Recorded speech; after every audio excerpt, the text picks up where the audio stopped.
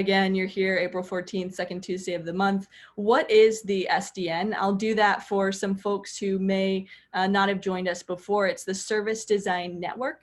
And really the goal of that group is to make service design the new normal. They have a variety of different conferences that they offer. They have an editorial, they have a published book that they will send out. They have chapters in a lot of different large cities across the globe. And so we are one of those chapters, and we run events monthly, as I mentioned, always second Tuesday. And Service Design Network, you can check them out online. Great folks, and we're happy to be a part of that community. So again, second event online ever. We're figuring things out. This is our first webinar version of this, which is a different thing from a Zoom meeting, if you haven't figured out already. And so we're excited to try out this new technology in this very unprecedented time, and really excited for you guys to join from wherever you're joining from. So just to set this up, we are doing, we're recording this session, so we will be sharing this out afterward for anyone, friends who missed it or anyone on the wait list, so we'll be doing that. You can post in the Q&A. If you look at the bottom of your screen, you can post a question to us. You can also use it as people have been using it to say hi or make a comment. Only we will see that. And so we'll be looking at those throughout. And toward the end, we'll make sure to try to answer as many questions as possible. You'll also have an opportunity to raise your hand at the very end, and we can hear your voice and unmute you and talk to you a little bit. So think about that if you want to put it into the Q&A and just ask a question, or if you want to do more of a hand raise at the end, and we'll try to get to you. So think about that. And these are our next two events, as Antonio mentioned, second Tuesday of every month. We have the next two, we're not sure whether they'll be like this or in person. May 14th is getting pretty soon, actually, so that might end up being online. But we have Mastering Office Communication with a Dash of Humor. This is by a company called Humor that works with Van Dad. He's gonna be really great, so we're excited about that. And then in June, we have a biomimicry workshop that hopefully we can figure out how to do that online. If it gets to that, maybe we'll be in person by then. Make sure to rate us. Jenny will also get to see these ratings. It's helpful for all of us to understand your feedback. And what that means is you'll get an email afterward from Meetup, and this will prompt you to give us a star rating, and then you can explain your rating. You can also go into the event and do that after you've attended, but this is really helpful for us. We do look at the ratings, so please rate us and let us know why, so that we can get a better sense of what you're looking for. Finally, I do want to acknowledge just what's happening right now. It's a lot of people have spoken about the different layers of emotion, the different layers of how that's been affecting all of us individually. We're all in our home spaces here. We love meeting with everyone in person. And so it's difficult to be apart. And I know everyone's handling it differently, and again, being affected differently. So I want to take a moment and just take a deep breath together. So wherever you are, whatever you're doing, we're just going to have a moment where we take one really deep breath and just have a moment together. I know it's hard. This is a really tough time, and I just want to appreciate that and say thank you for coming. But let's everyone take a big deep breath in and a big deep breath out. And we're going to make it through this. I just want to make sure to acknowledge that. Before jumping right into content and switching over to Jenny. I'll turn off my video. But Jenny's wonderful. We've been working together for a while at Capital One. The first event that she attended, actually co-organized with us, was in November of 2018.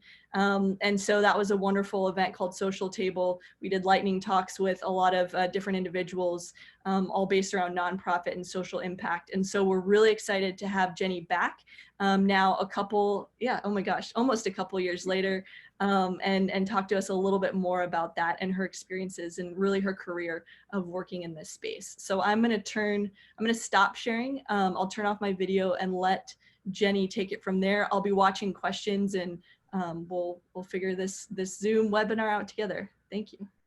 Awesome. Thank you, Natalie and team. Problem. All right, so I'm going to share my screen and we can get started. And I can see it, Jenny. I'll give you the confidence. We can see you in the screen. Okay, perfect. Thank you so much for inviting me to do a talk today. This is the first webinar that I've been in, so excited to kind of be the guinea pig for it for this group, and then also just be able to practice myself. So I'm the social impact program lead for Capital One, and I've been at Capital One for about 3 years. Prior to that, I was in Seattle, so I'm currently based in New York. But actually right now I'm in Indiana. So I'm staying with my parents-in-laws at my parents-in-laws place while they're in Florida. So we left about a month ago and traveled here. So I'm in the burbs, which is very different than New York City, and I'm missing it quite a bit. So that's a little bit about me. Some things that I love, just to kind of give you some context. I feel like it's good to kind of throw some things that I love out there because some of the stuff I'm not able to do right now. But one of the things that I love is my dog, Vinny. That's him. He's a total goofball and been a great companion right now at this time. I love Central Park. I live next to Central Park and running in it. I miss it dearly. So even this picture makes me super happy.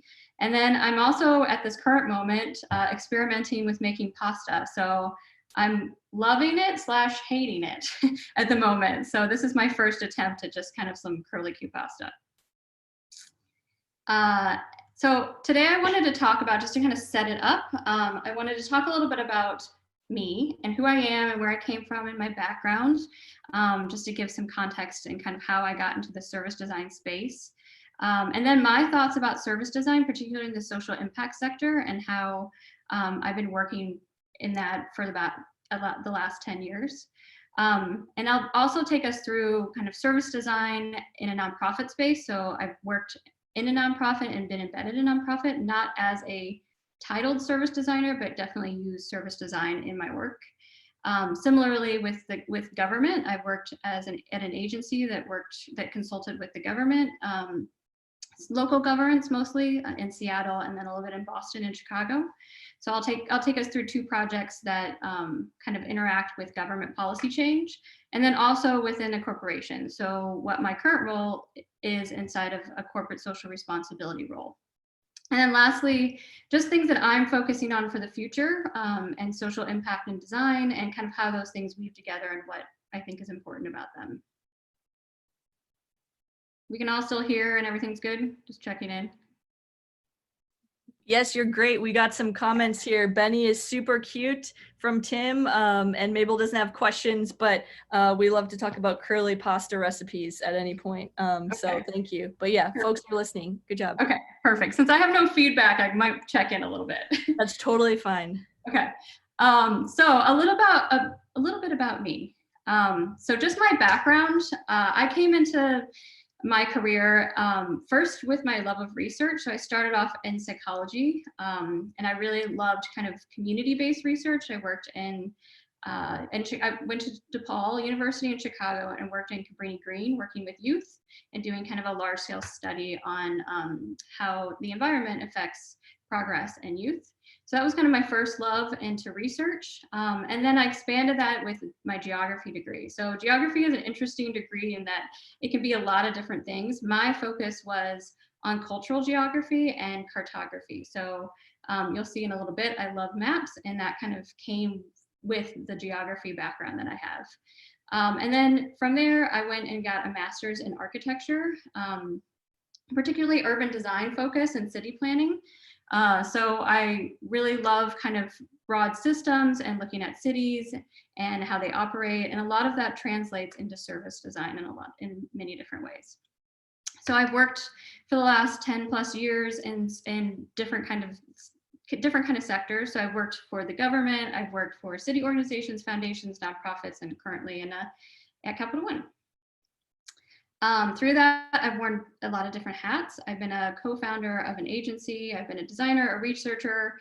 I've been a teacher, an author. And I also, kind of the hardest job I ever had was a community Scrabble scorekeeper, which is the worst thing ever because doing math on the fly was not fun, not my specialty. And then lastly, I'm really comfortable and happy when I'm kind of a builder of something and also connecting dots with partners. That's my happy spot.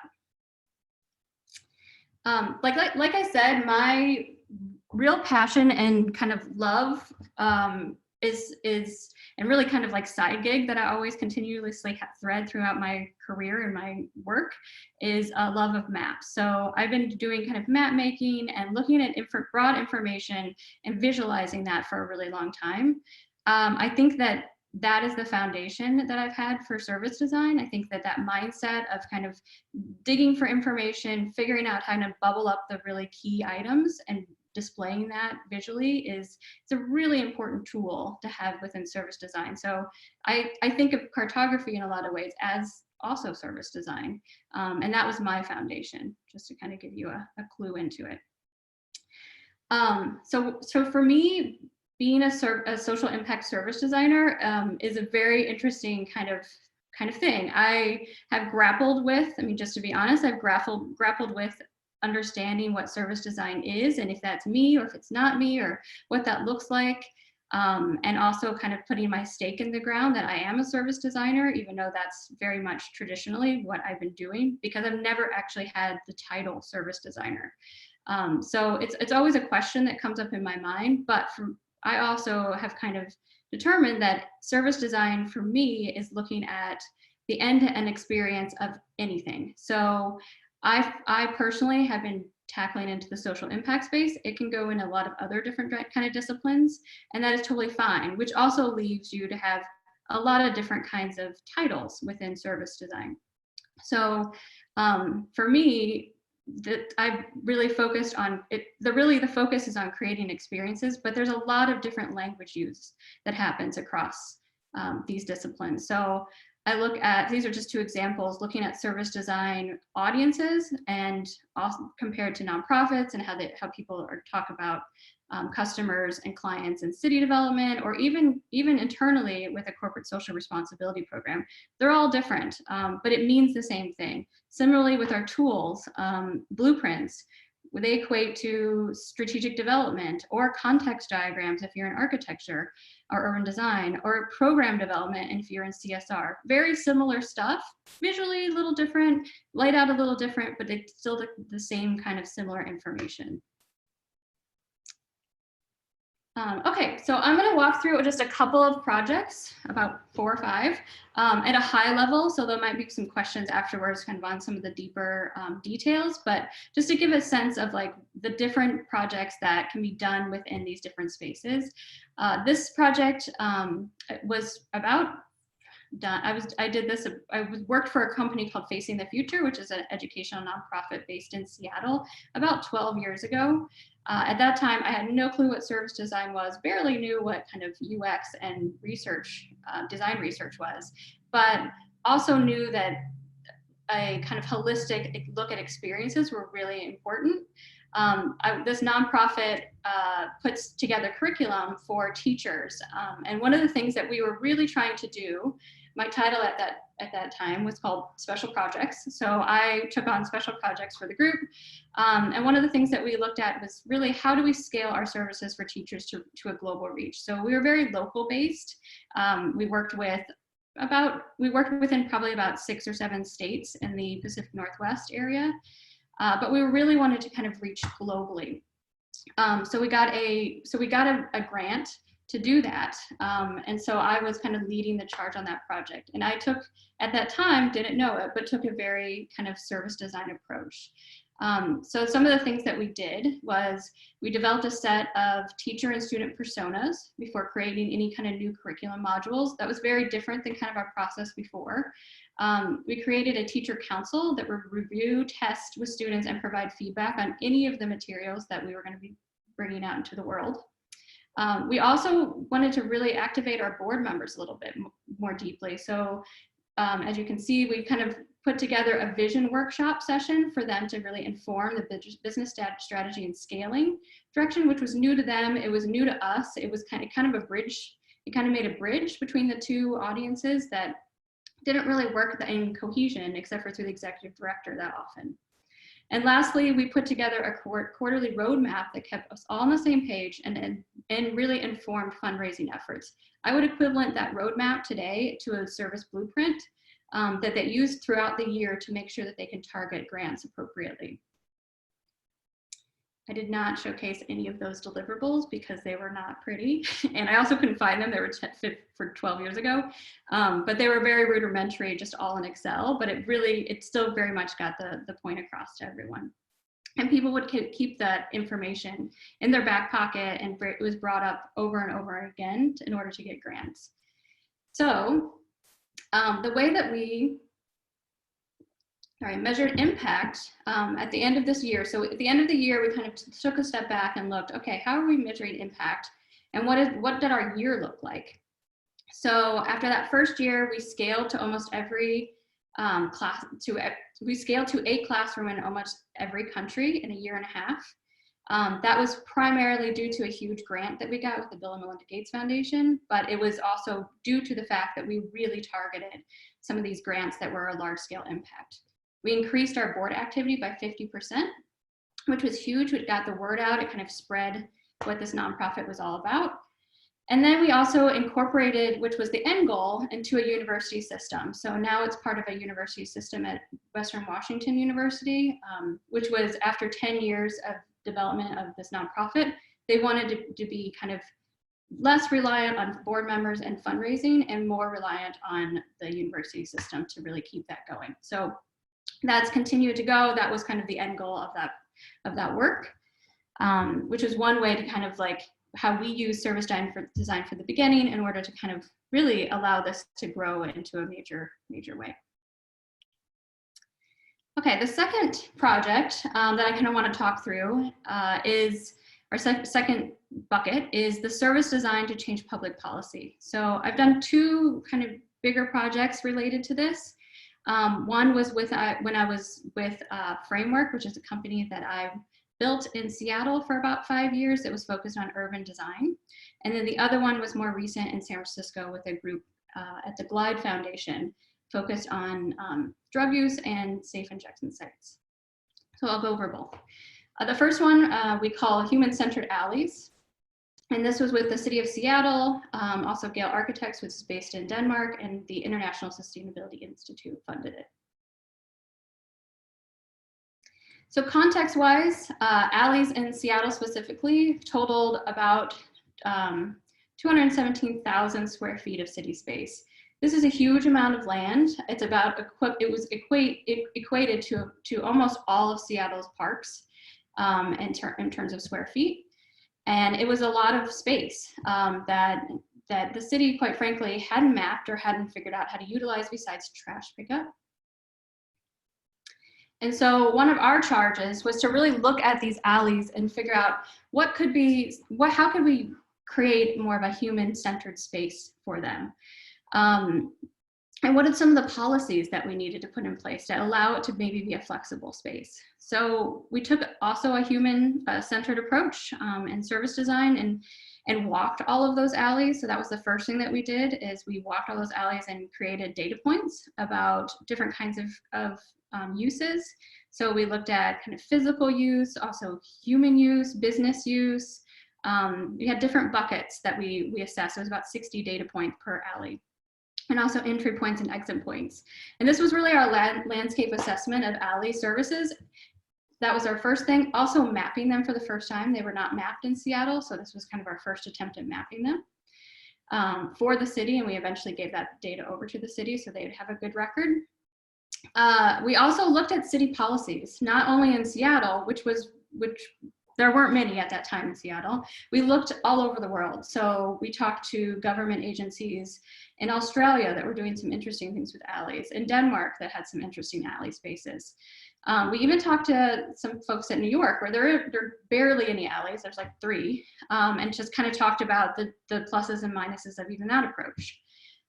So we had kind of a large landscape assessment and interviews of a ton of people. We did field observations. We did this physical inventory.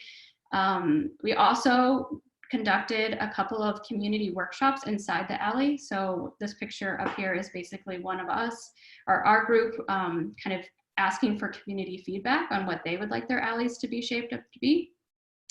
And then we took all this data and turned it into a day in the life of an alley. So it's not necessarily a journey map, it's not necessarily a blueprint, it's a little bit of a kind of a vision of what the day in the life of an alley could look like. I utilize this a little bit today and some of the visioning processes that we utilize at in my work at Capital One, kind of look at a day in the life of a person or an organization.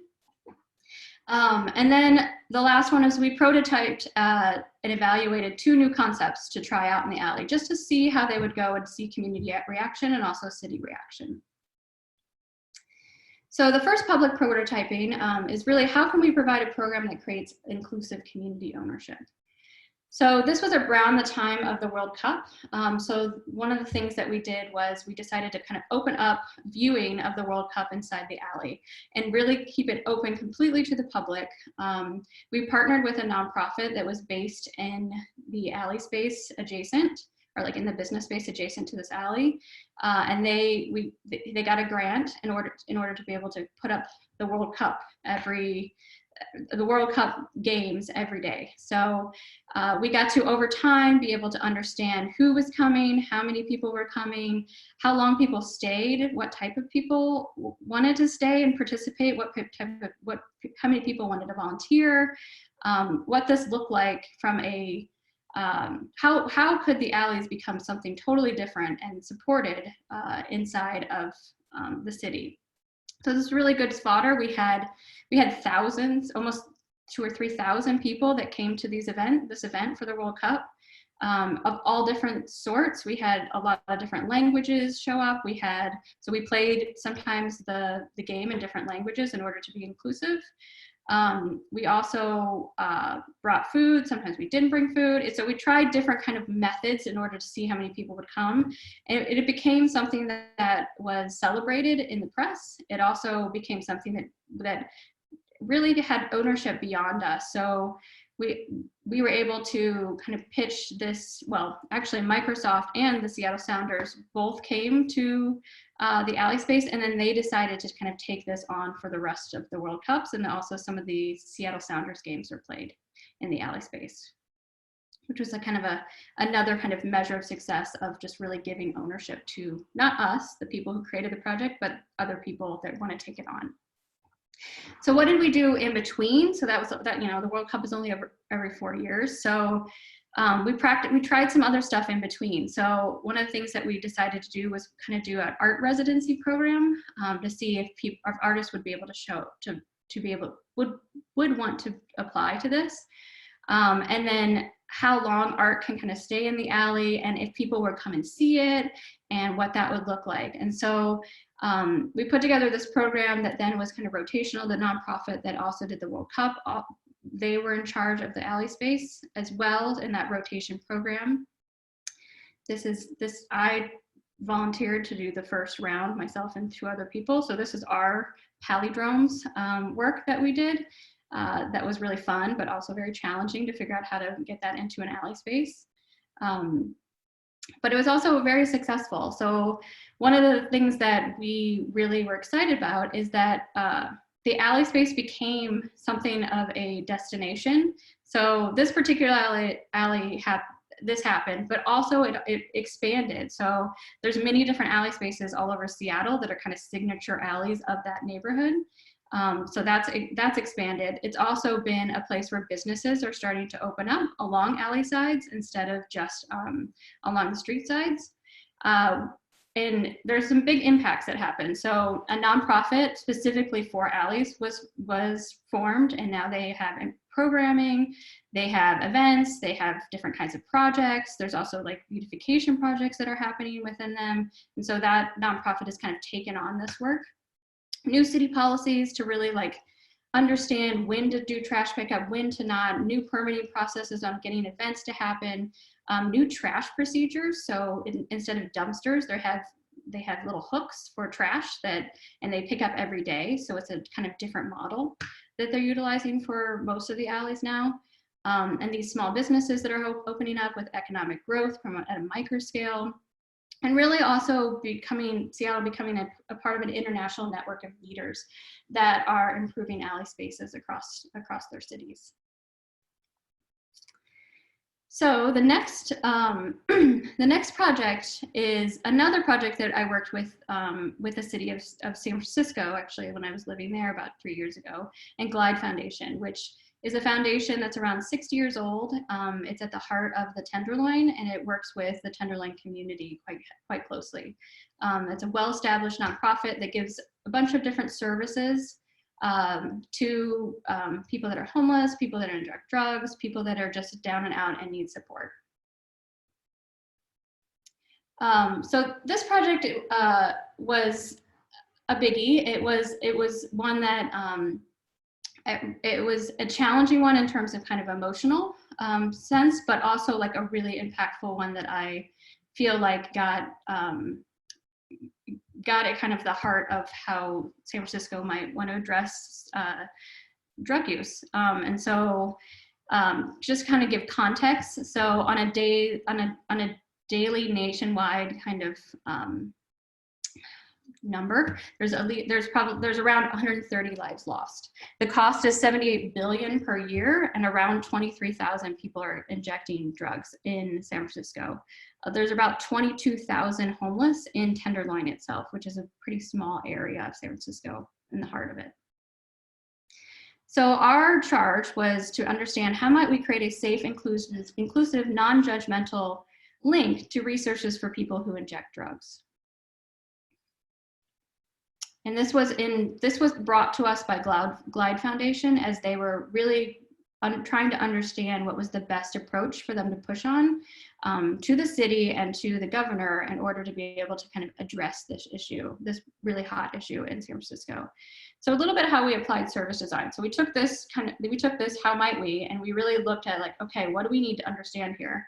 So we need to understand kind of what is out there in the world that we can look into, because the United States does not have any safe injection sites, and this would be kind of a first model, even though it would be not operational. It would be something that we would want to make sure to look at the successes of other places. And there has been a lot of success in other places, such as Vancouver have had them for years.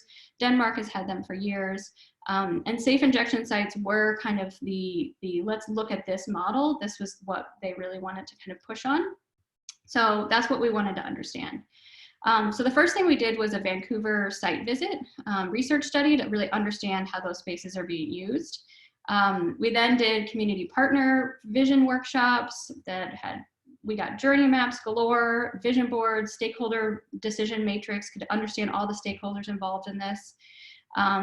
We also did a lot of story gathering with people who injected drugs, talked to the mayor's office quite regularly on what this prototype might look like and what they were excited to support.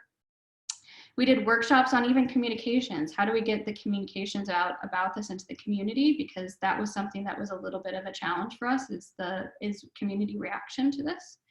And then lastly, a physical prototype and some research with the participants who went through it. So I'll go through kind of what that looked like.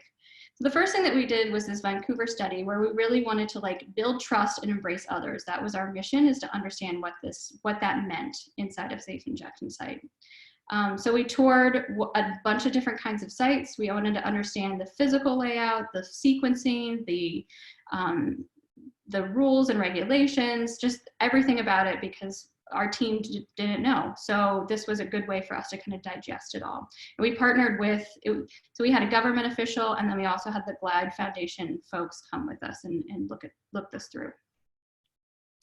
We then did a series of interviews with a bunch of different folks that are involved in this work. So we have people from state and local governments. We have people from healthcare. We had people there's a drug users union. So we had folks from there, and also drug users that were based in San Francisco that were willing to talk with us. From there, we worked with a bunch of our stakeholders to map this out. So the first thing that we did was we had a space inside of Glide Foundation, and we wanted to map out, okay, what would this model look like? And it was both a model for us to understand how, if we were going to build a safe injection site in Glide Foundation, what it would be and how it would be operationalized. But also it was a place where we were having a prototype and a demonstration for the community to come in and see what this would look like also. So they wouldn't be the typical users, but this was a campaign in some sense to really understand, like, hey, this is one option that we haven't tried here in the United States on how we could link people that are injecting drugs to resources in a little bit of a different way than what we do now. Next, what we did was we took our we took kind of an identity approach to it. So we wanted to make sure that it had its own kind of feeling, and that it had collateral, and just really kind of talked about exactly how the Glide Foundation was approaching it. So we created a bunch of different things to just kind of showcase that and make sure that this felt like a real place, this demonstration. And then we built it. So the last thing we did was we built the prototype for a week. It was standing, and really kind of at that time, it was shared ownership. The project team, we had done all that we needed to do, and we kind of have left this week up to all of the stakeholders that were really excited to move this forward.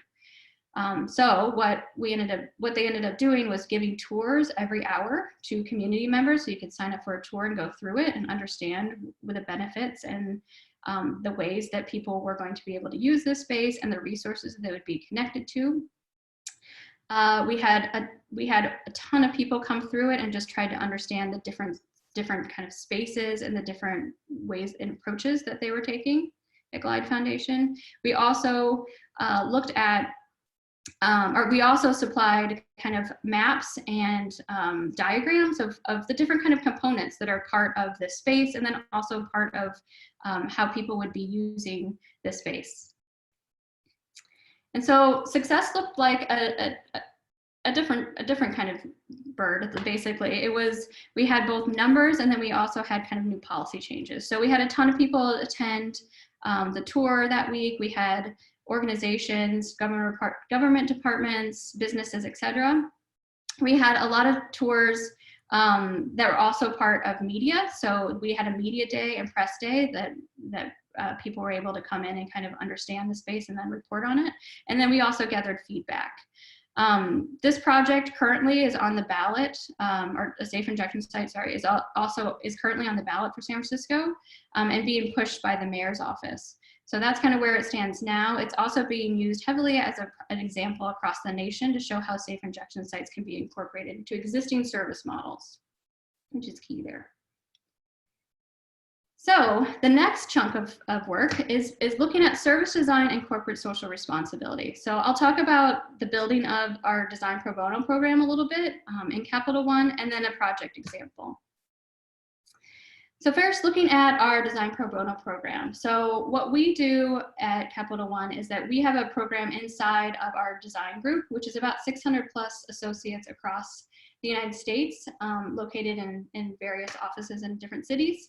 And this program brings together design associates and nonprofit organizations that are sponsored by Capital One together, and we do projects that are really meaningful for our partners and communities. We have about 3 different ways of associate kind of entry points. So we have office hours, which are small engagements that are kind of quick and short, and they provide sparks of impact. And then we have a second model, which is design-a-thons, where associates can sign up for a day event with a nonprofit, and they can be in teams. It's like a hackathon, but at the end of the day, we are kind of designing and using a lot of service design, because that's something that's really useful for a lot of nonprofits, it feels like. And so that comes out of the design-a-thon, and then oftentimes that work will carry on with some associates. And then thirdly is design residency. So this is looking at partnering associate teams and kind of embedding them a little deeper into a nonprofit. So you'll see at the bottom too, this service design blueprint. Each one of these engagements, we have a blueprint of kind of what the associate experience is, what the nonprofit experience is, all of our internal and external partners, because it gets very complicated because there are different partnerships that happen throughout our kind of the experience of this program. So we've accomplished a lot.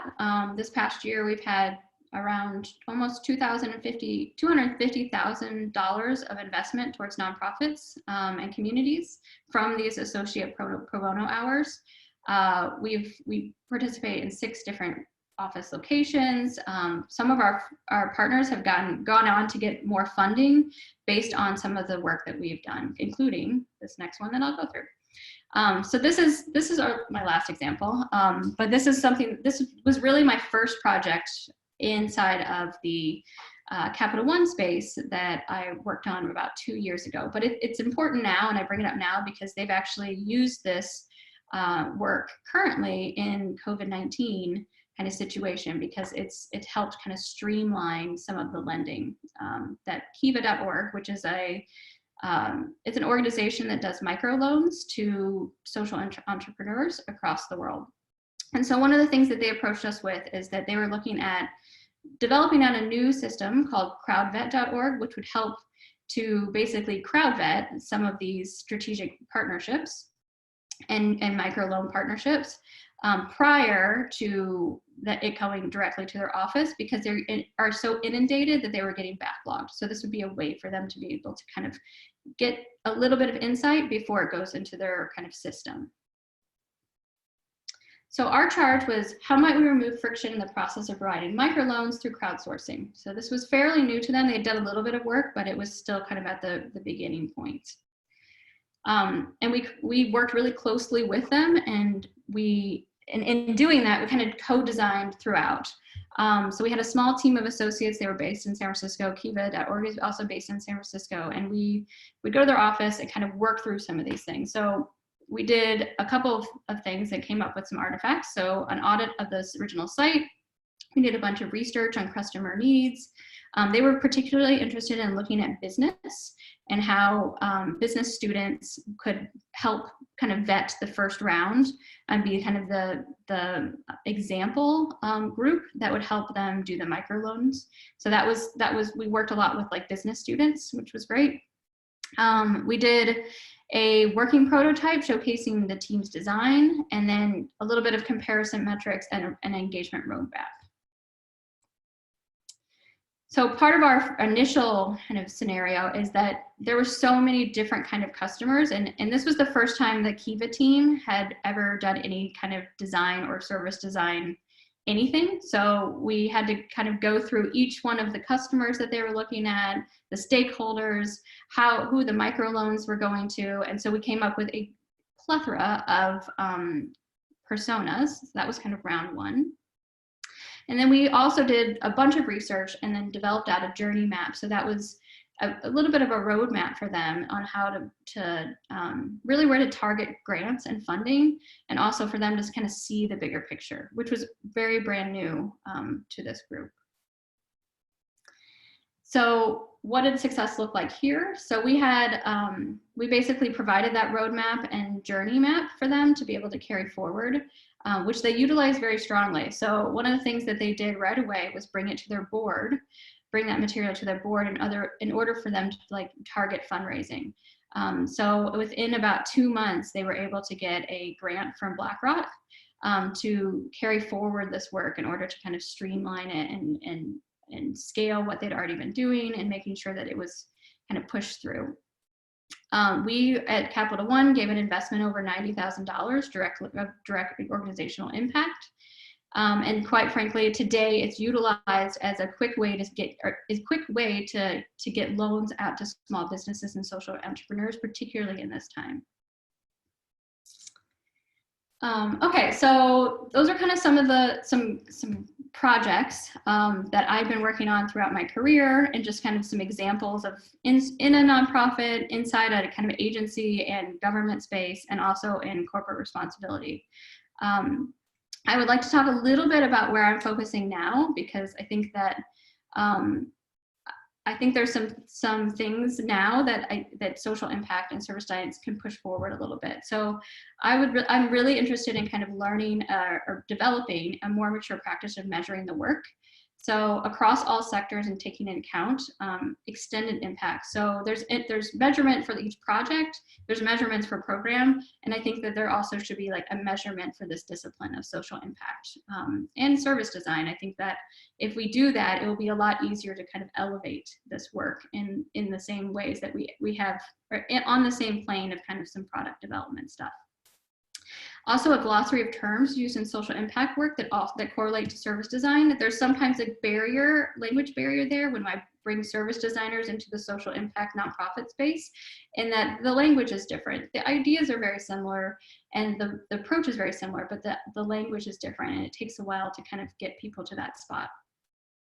And then a seamless connection between social good work and business development inside companies, starting with our design process with the clear success metric that includes social impact. So putting that at the forefront of product development and making sure that that becomes part of the checklist of, yeah, we are looking at social impact throughout.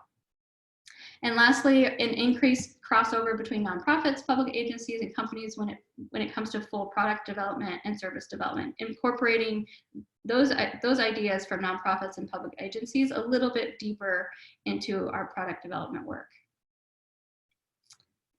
And that's it. Thank you, and would love to connect with everyone. Jenny, wonderful. I'm going to join you on here so you don't feel so alone anymore. Hi. Hi. Yeah, we have some questions. I'll let everyone know, a reminder, if you want to ask a question, start by putting it in the Q&A. We may do some raised hands as well. I think we should have some time. So think about, if you feel comfortable speaking aloud, you can use your hand raise. And then if you are a little bit more shy and want to just put it in the Q&A, that's at the bottom of your screen. And we'll go through what I'm looking at for questions. You also got a shout out, love the program name. I think that was the one with the alley that you were speaking about. So I have answered that live. It was more of a comment. Love it. And all right, starting at the top, loving the presentation. When working with a service design role on social impact projects, how important do you feel it is to have a formal background in the subject matter? In the subject matter of service design, or in the subject matter of the actual project? You know, I'll talk about both, I guess. Sure, sounds good. Both. I think it is important to at least understand, for the service design part, at least understand the tools and methodologies and approaches, because then it's basically, you can go and get your toolbox and figure out how to apply that to a project. For the particular project type, I have found that I have not necessarily been a person that has deep knowledge in a lot of my projects. At the end of it, the project I do, but it's almost kind of like as if you're a researcher, you just dive in there and try to understand all of that particular thing. And that has been just as valuable as if I was if I would have gotten a formal education in maybe healthcare, or it's almost like that different viewpoint kind of stirs the pot a little bit with the groups that are doing that work, and you're able to kind of almost bring in a different perspective that is usually not there. Love it. All right. Next one, we're getting familiar with our Q&A over here. Second webinar ever. Hi, let's see. Oh, got this one. Any chance you'll get some of the resources shared out so that we're able to zoom in and look at some of that? So this is more of a, can we look at this afterward? Yeah, that's really fun. Great. And I'll be sure, for those, some of you, it sounded like aren't getting meetup emails, maybe you could turn those on, because that's the best way that we can reach you. So if you can do that, then we can send you the deck. So there's also some public, like the Alley work has a whole book around it. There's some public links that I can share that goes really in depth to some of these projects too. There's a website for the safe injection site work, etc. Yeah, anything that you have, I think, just from knowing the folks that often attend our events and speaking with them, this is an area that people are really passionate about. So anything that you have is much appreciated. All right, just making sure I get these. What suggestions will you have for people looking to make a transition to social impact-based service design careers if they have general enterprise SaaS development experience?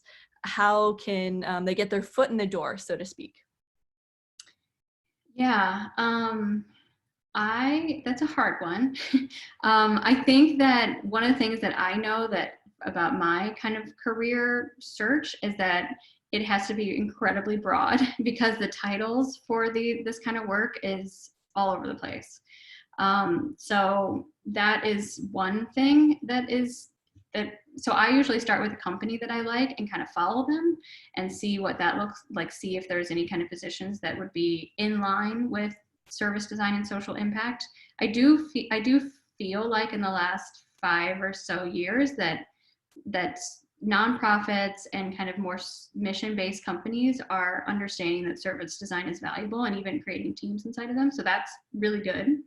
Those are few and far between, but that is like a good kind of North Star. Also doing, so like the alley work for me, that was volunteer work. That wasn't, it was part of it was a kind of part of a research program at the very beginning, but a lot of that, the prototyping and stuff was just me doing that work because I was so passionate about it. And that really set the stage for diving into service design pretty deeply. So although I don't recommend just doing a bunch of volunteer work, if there's targeted things that that will lead towards some service design artifacts, then I would put my efforts towards that, just to build up that portfolio piece. Great points. All right.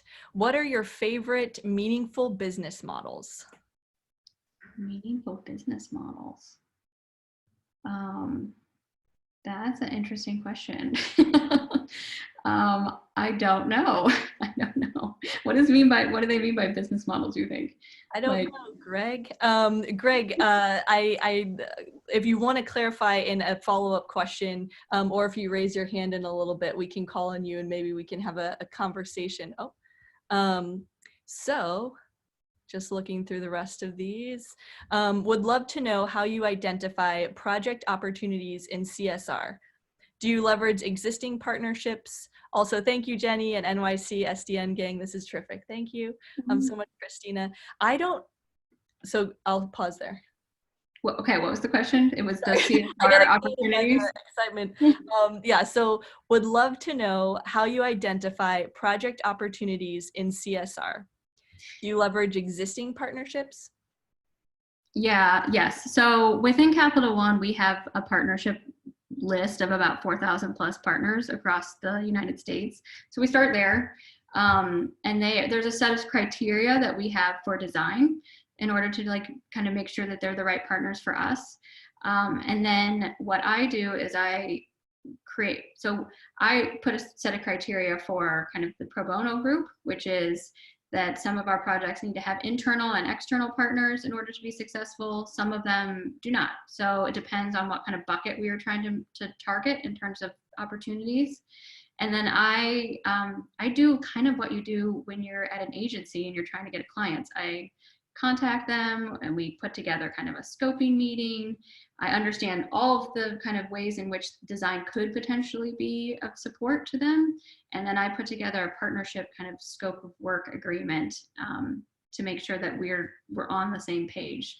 Because design a lot of the times is very nebulous. So it could be that we don't fit the cause. And so there has to be like a vetting period. I will also have nonprofits fill out a form first to make sure that they have the resources and dedication in order to be able to kind of work with us on the work. Yeah, it's a really good point.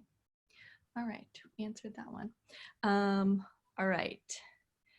Your current focus sounds great. I really like the idea of measuring and even systematizing language/vocabulary. Would love to hear some of the ideas on your thinking specifically. Can we follow your development on this somewhere? Like any way that people can follow up with you or watch as you do any of this? Yeah, yes, you can totally follow up with me and even contribute if you want to. I'm at the very beginning stages of this. Myself, I don't know if Edward Lee's on here, but he's, you made it. Edward. Edward also did that service blueprint for Capital One. Shout out to Edward.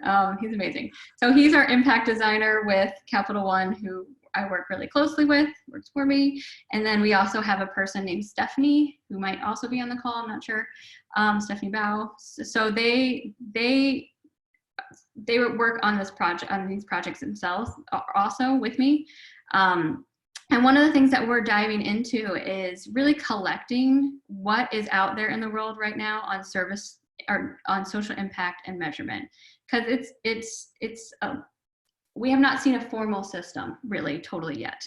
Every company kind of has a different way of doing it, and you kind of do need to have a little different way of doing it, but there also needs to be, we think, kind of a discipline, an overarching discipline kind of methodology so that you're hitting some kind of target. So like the United Nations Sustainability Goals, that's a really interesting one, but also it doesn't kind of hit everything that a corporate social responsibility team might need. So we're in the phase right now of just collecting information and then figuring out how to kind of take what our best practices and then developing out a system for ourselves, our projects and programs, but also potentially for the discipline.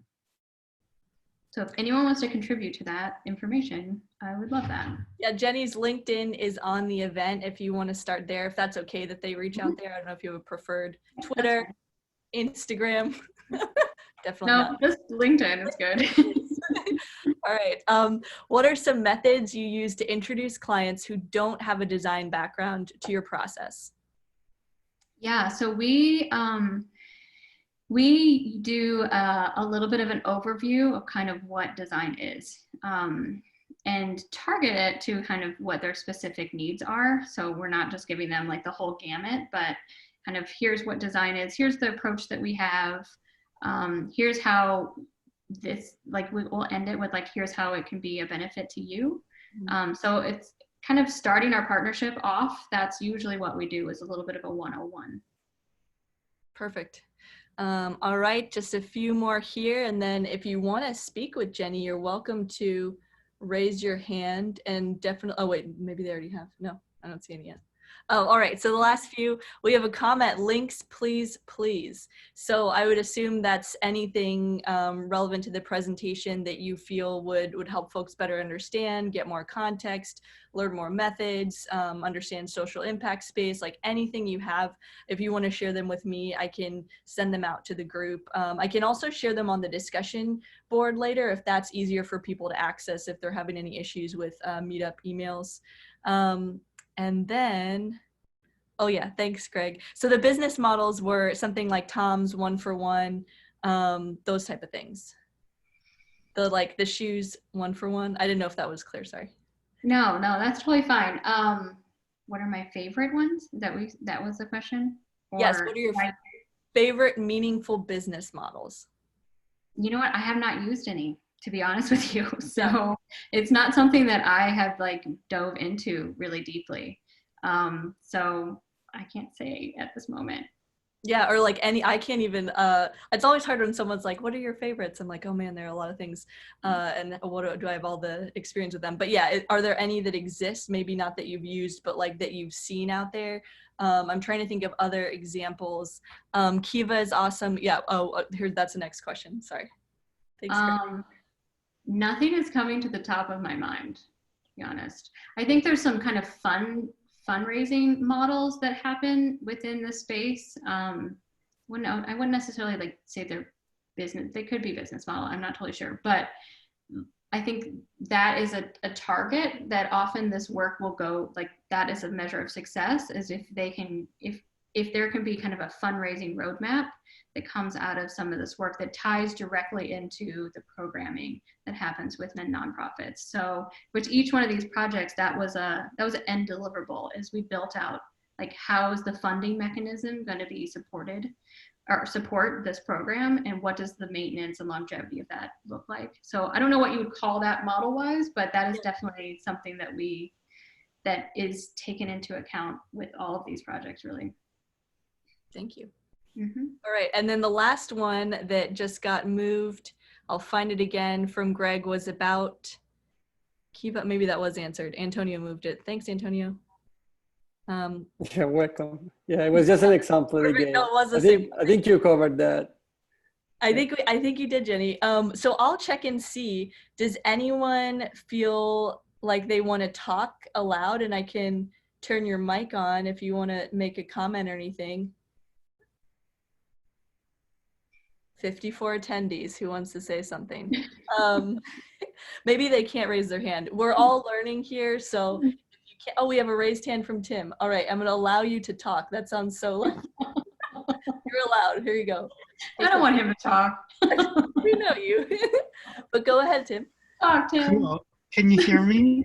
We can hear you. Great.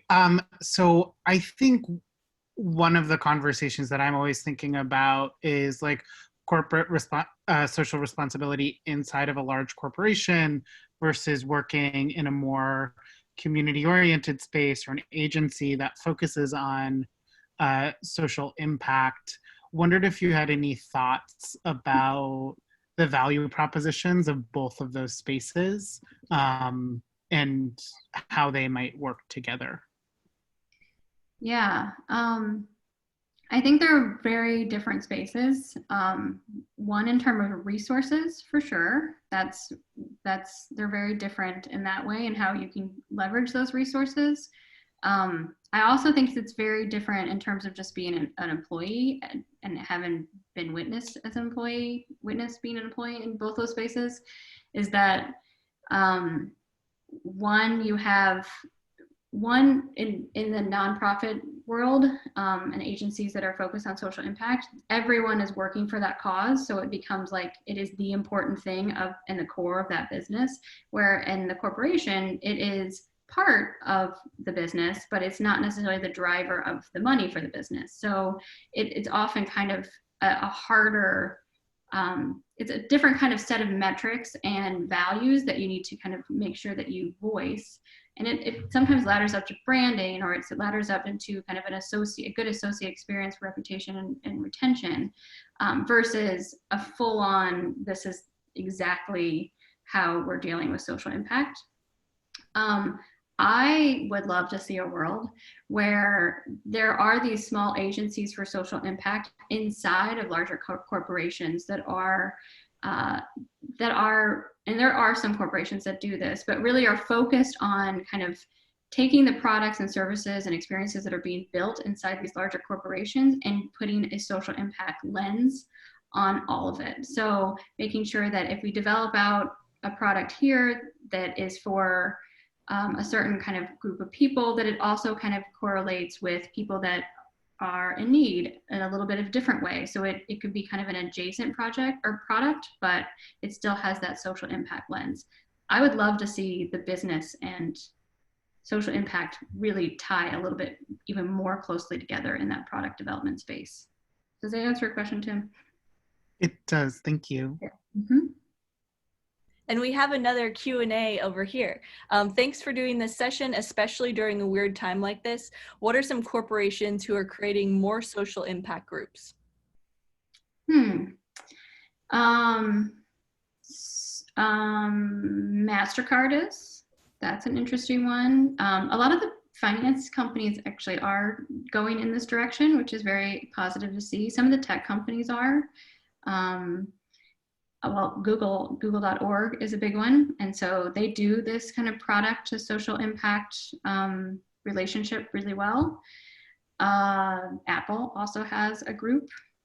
So it's there, and it's starting to become more and more. And I personally think that things like this pandemic will also kind of shine a light on mission of corporations, and that we want we as customers want to connect ourselves to missions a little bit more deeply than maybe we did before, which hopefully will mean that more work lends itself into this space. Perfect. And just a follow up on that, this is for you, Tim, and I apologize, Mayor, I don't know if we've met before.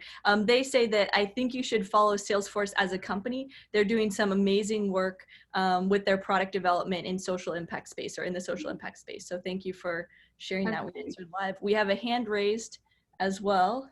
So I'm going to let you speak over here. It's just so weird to say that.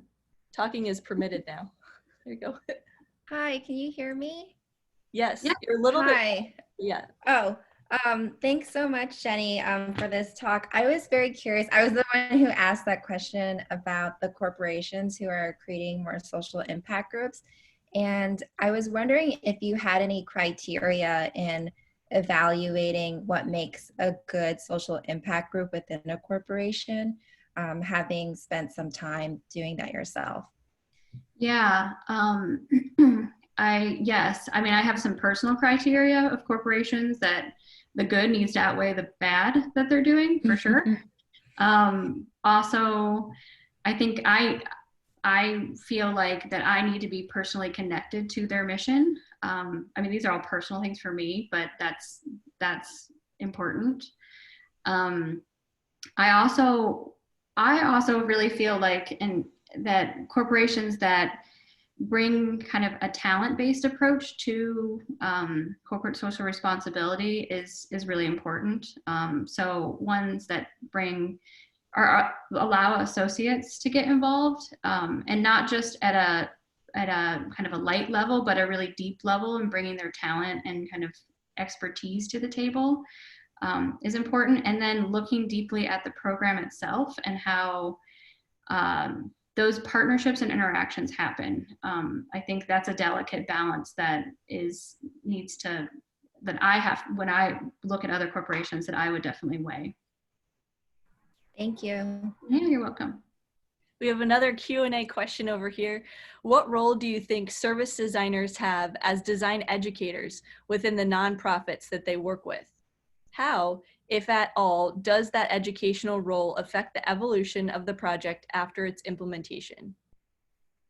I think they do have a role as educators.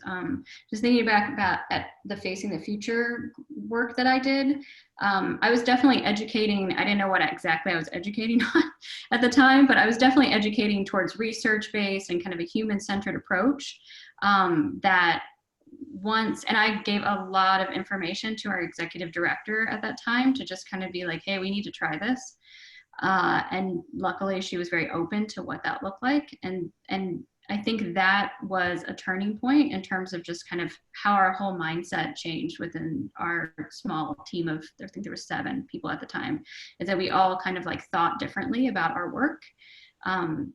I think that's super important. I think there's a way to educate that's going to be a little different. I think learning the languages and making sure that you can be able to talk both, and also bring in service design when it feels necessary, not as kind of an added layer, but a very necessary, like, okay, this is how we could potentially tackle this problem, is good, because resources are tight with nonprofits, so bringing extra fluff is not something that people usually appreciate. What was the second half of that question? It was about so how, if at all, does that educational role that they may play affect the evolution of the project after its implementation? Yeah, well, if those mindsets, if the mindsets change and the project kind of moves ahead, I've only seen success with it. I've not actually seen any kind of negativity come from using that mindset or using the tools of service design.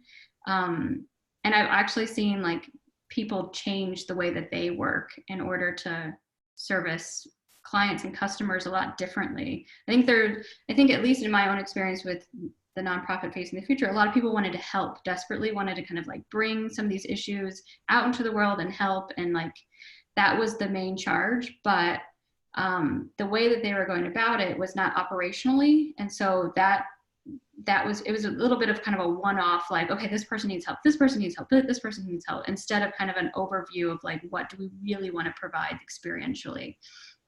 So I see it as a huge benefit, and the implementation is also a huge benefit for the organization and clients that are served. Sure. We have some recommended reading for that. And I would love that if you guys have resources that are coming up throughout.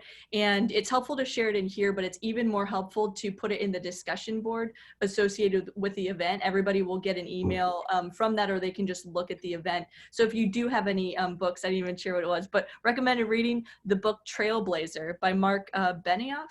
Salesforce CEO, oh, yeah. Which I guess I should know how to say his last name, but I haven't said it out loud. Maybe this can be posted in the meetup discussion. I would love if that could be, if you want to share maybe even like an Amazon link to it or something, that would be great. I did screenshot it so I can reference it later as well, but any support on sharing all these resources is hugely appreciated.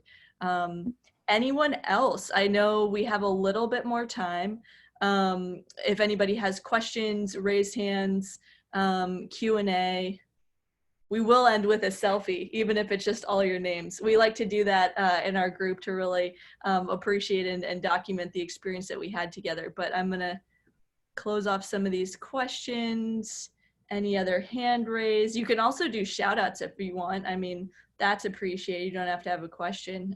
We really appreciate having you here, Jenny. We were just talking the other day about this, and Jenny pulled all this together pretty quickly in the last week. We wanted to make sure to connect with you all second Tuesday of the month, as we do in normal situations. So we're just happy that this all worked out, and Jenny was happy to come and chat with us. So if there aren't any other questions, I'll leave like a pause or comments. Just watching. I'd love if Kathleen and Antonio can come back on for a minute. We can do like a final little video. Maybe we can clap for you since the audience can't clap. It feels very like you're talking to nothing. I see them. Well, yeah, maybe the three of us can just give you a round of applause from here. And feel like, thank you so much for coming and speaking. We love it. And then we'll do a quick selfie. So smile, everyone. I'll take a screenshot of you if I can do this right. All right, 1, 2, 3. All right, I got it. Well, yeah, thank you. And thank you everyone for participating. Feedback is welcome. If you had any tech issues, we'd also welcome that. Just send us a message. We're learning how to do all of this digitally. Really appreciate your time. Any other final thoughts from folks that are on video? Find us next month, maybe in person, maybe online. We'd love to see you again. Thank you from SDN NYC. Have a good day. Bye. Thank you. Bye. Bye. Bye. Bye.